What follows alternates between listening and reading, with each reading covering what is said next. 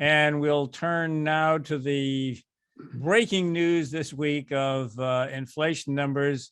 You know, every week, every month when these numbers come out, a lot of people are saying, well, this is the month, you know, we're going to really show that inflation has peaked and things are going down now. Didn't quite work out that way.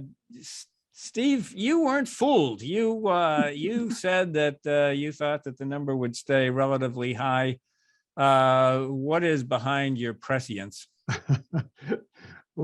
Well, yeah. So the new number is 8.3, which is up from last month, and it's still, you know, in nosebleed territory above 8%. But yeah, all the commentators were saying, oh, inflation's going to peak, it's going down, and I think I pointed out the last time we talked about this. You know, we changed the way we count housing in the inflation index back in the 1980s. We used to actually include the price of new housing, and they had a methodology change, and they changed it from the price of housing to the rental equivalent of housing. And so now they sort of say, well, what would it cost you if you rented your own home? And that's what we're going to put in the CPI. And so when I went back and looked at this, I realized that when home prices peaked, which of course are not in the CPI, there was a delay of about 12 to 18 months. And then those higher prices showed up in the rental equivalent measure, which is in the CPI. And so when I looked back at what the housing prices were doing over the last year and compared that to what the rental equivalent measure was, it seemed to me that those higher prices had not shown up yet in the rental equivalent. And I think that's what we saw this month, is that the housing component, or the shelter component of CPI was up pretty considerably. And so, you know, everybody was pointing to gas prices. They said, well, gas prices are going down. Well, but gas prices, while it's visible and everybody understands that, it's not a big component. Out of all the things that people buy, the amount of gas they put in their car, even at high prices, is not equal to their monthly rent or their monthly mortgage. Mm-hmm. And so the weights are different. And so when you talk about the CPI, you have to look at individual items, but you also have to realize how much do those individual items add to the total. And the shelter component is about 30%. So, you know, if shelter goes up, that's 30% of the index. That can offset a lot of lower gas prices. And again, that's what we saw. So, Tori, I mean, some of it was pretty broad based. I mean, so the food and food was up, and we were talking about shelter, and you know, core inflation actually ticked up a little bit. Yeah. So. Yeah, go ahead. Sorry. Yeah, no, I was going to say, I mean, this is not, there's not a whole lot of good news to pick through here. Well, again, I think this is one, I try and put my Biden administration hat on my head and say, okay, how I'm going to spin this. And so I think, there are different ways that you can look at this. Year over year, inflation is still high, but at least on the top line, it's moderating, right? So Steve said, the top line inflation number for August was 8.3%, which is high.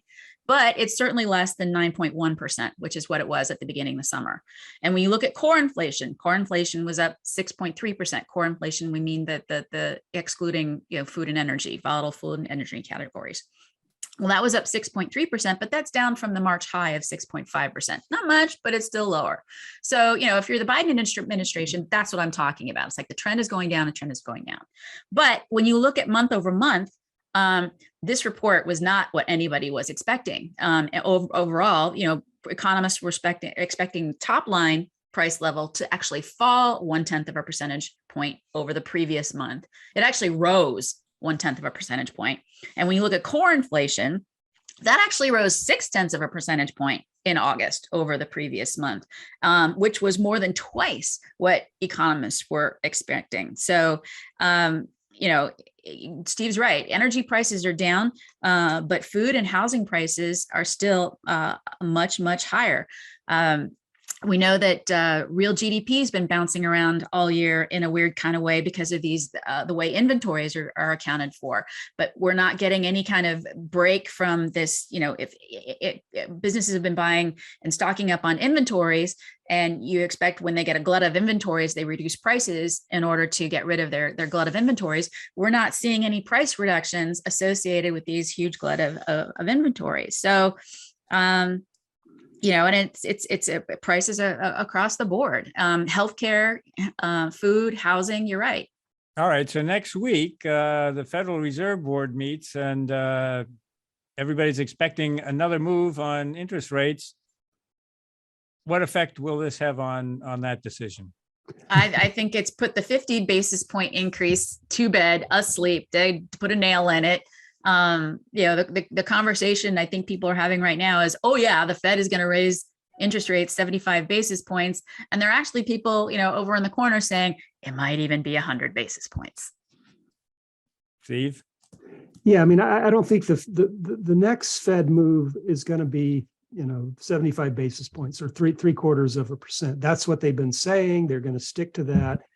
You know, I mean, there's this notion of forward guidance. The Fed doesn't really like to surprise people. And so they sort of hint at what they're going to do. But I think what'll be the news is that they're going to hint that, yeah, the next time after the next time after this time, 100 basis points may actually be a viable option. And I think they're likely to signal that.